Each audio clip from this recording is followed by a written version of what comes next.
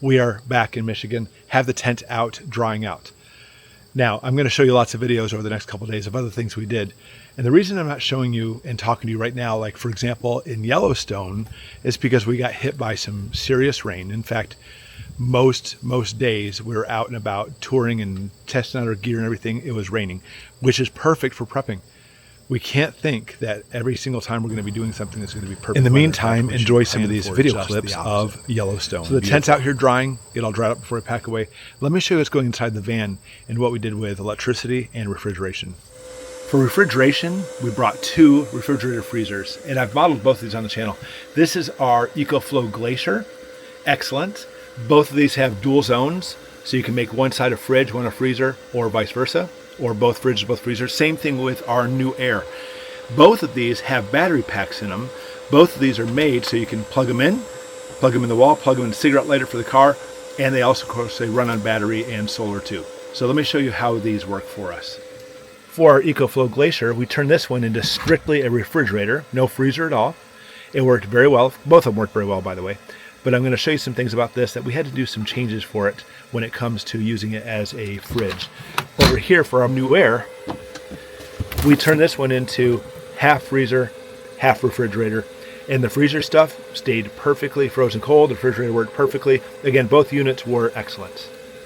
Now with that, let me tell you what's going on. The EcoFlow worked well, but we noticed that if I turned it to like 33 degrees, just above freezing as far as the refrigerator goes, inside it seemed to be a little bit on the warmer side. So I actually had to turn it down to like 25 degrees, and it seemed to work pretty well. Then at one point things started freezing in there. So it took a little bit of lag time. For the NewAir, it worked out 100% perfectly in the right temperatures. Now both of them again worked on batteries, but keeping them going, I didn't want to just depend on batteries because we're gone 10 days on this trip. So what I did was I plugged them into either our van, which I'll show you in a second, or into some solar generators, which we brought with us. And the 2 solar generators are our Jackery Home Power 3000, which we modeled on the channel, and our Bluetti AC200Max. Both worked well. Let me show you what we have here. Here's the cord. We plug it into the cigarette adapter to run the EcoFlow. I just want to do that for a test. And it's an actual 110 outlet we used to plug in for the NewAir. And we're able to keep these going completely just from our solar generators the entire trip. Now we purposely did not take solar panels with us.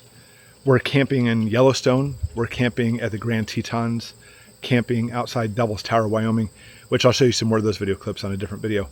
And I didn't want to have solar panels out there, especially as we left in the van. So what I did was I configured the van. So we have an outlet in our van, by the way. It's only 300 watts. It's not much. But I ran an extension cord back from the dashboard of the van to keep our systems powered. Now to conserve power, what I did was I used the Jackery or the Bluetti to power the cigarette adapter for the one fridge. And for the 110 outlet, I plugged it straight in the van, and it 100% went the entire trip without any single flaw at all. Now, here's the truth about what happened with these 2 solar generators, and I'm going to give you the skinny of what's really happening as far as their power goes. For our Jackery, it's simply just a very, very sturdy, thick plug that I plug in here and plug it into the wall. For example, we had a couple campgrounds that had power. Excellent. It charged up fast. We're talking about 1,500 watts input to charge it up. The Bluetti, however, down here, has an actual adapter. This would only put in about 500 watts to charge up the Bluetti. So it literally took 3 times as long to charge this up. And what's crazy about that is when I try to use the 2 systems comparably, this should have more power than this, but this ran out of juice and power fast, really fast.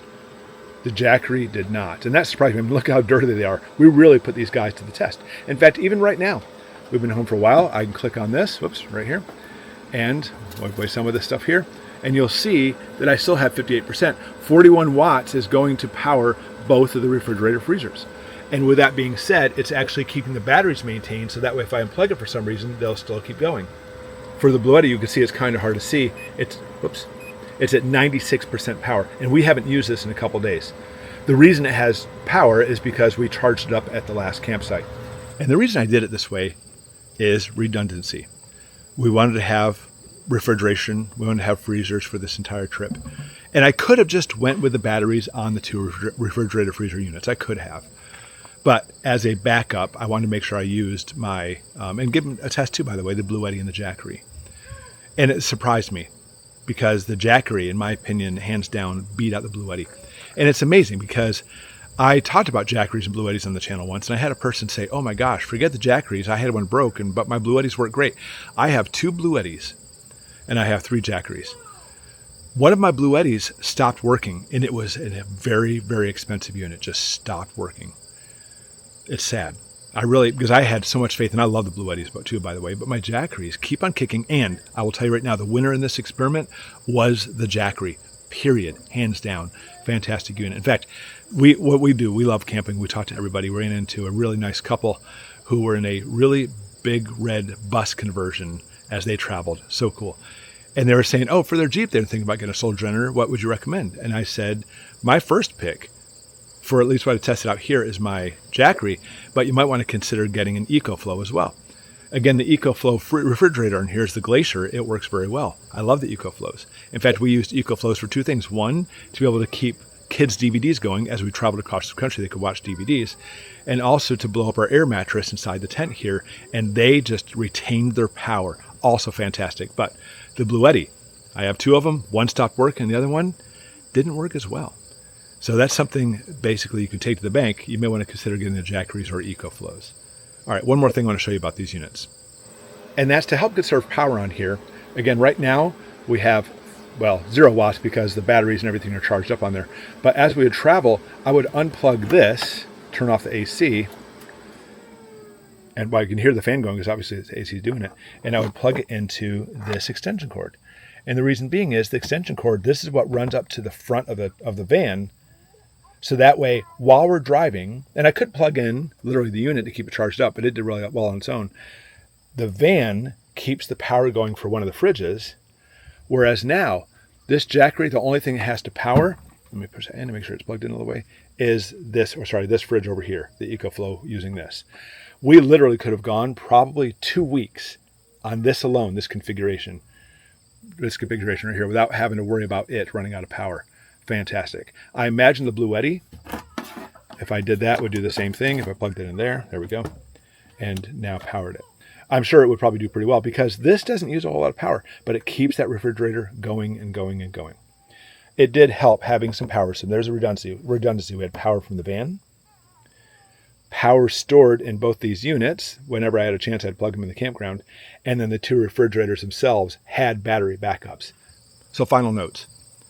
If I were you and you're considering any type of emergency preparedness, you might want to consider getting one of these systems. Both that EcoFlow Glacier and the NewAir system have batteries in them so they can work on their own, but they will not last forever. Having a solar generator to back that up and having solar panels for that on top of it is even better. It's a fantastic idea to be able to keep foods cold, keep foods frozen, maybe insulin for medication. I'll link these below, by the way, as I always do. But taking these on the road, taking these on this trip works very well to be able to make sure we have what we need to be able to keep things cold. So my best pick is the Jackery. Between the 2 fridges, doesn't matter if you're looking at the EcoFlow Glacier or the NewAir, both of these work fantastic. Another option, by the way, and I keep it at my dojo, is an IceCo. I modeled that one in the past as well. And the IceCo does not have a battery, so it would have to stay plugged into something. And so that's what we do at the dojo. We keep waters in it for like belt testing and such. We could pull them out for the students. It's another option as well. Of course, another option for the solar generators are the EcoFlows too, which we love, love, love. All right, I'll link them all below. By means, if you have any questions, then let me know what they are. And I'm going to show you more clips. Here we go, as far as what our trip. We'll end off with that. And again, if you pick these up, we are Amazon affiliates. Your price hasn't changed, but we'll get a little bit of the commission from that, which we appreciate. And it just helps our channel out. And we say thank you for that. All right, let's go back to Yellowstone. Here, dog barking. Let's go back to Yellowstone and see some other things that we're able to check out while we're on this trip. I'm looking down, Shrek. Holy crapola. All right, another stop here. And look at that waterfall. It's pretty. There we go.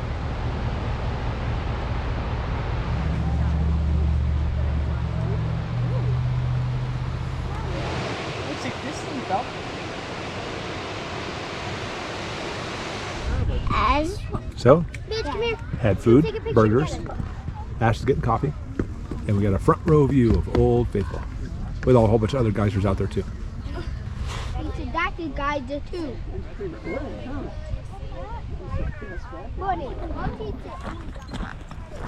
And what you don't have is smell-o-vision.